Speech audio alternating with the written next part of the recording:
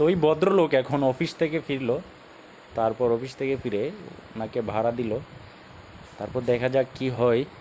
তো একটা দোকানের সামনে নামলো, নেমে দেখলো গরম গরম খাবার চপ বাজছেন।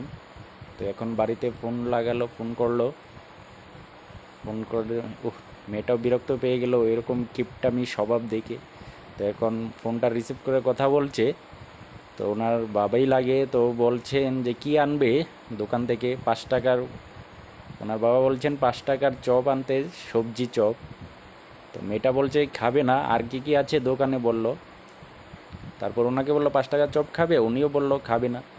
তো আবার বলল দোকান আর কি কি আছে, বলল 5 টাকার চপ আছে। তো মেয়েটা বলল বিরিয়ানি মাংস কি আছে, তো মেয়েটা বলল না।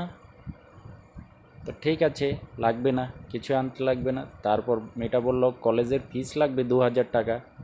তো এটা তো শুনে তিনি অবাক হয়ে গেলেন, 2000 টাকা কলেজের ফিস, যেখানে তিনি 5 টাকার চপ কিনতে চায় ওইখানে কলেজ ফিস 2000 টাকা। শুনে তিনি অবাক হলেন। তো আবার দেখাবেন নেক্সট ভিডিওতে। সবাই ভালো থাকবেন, সুস্থ থাকবেন।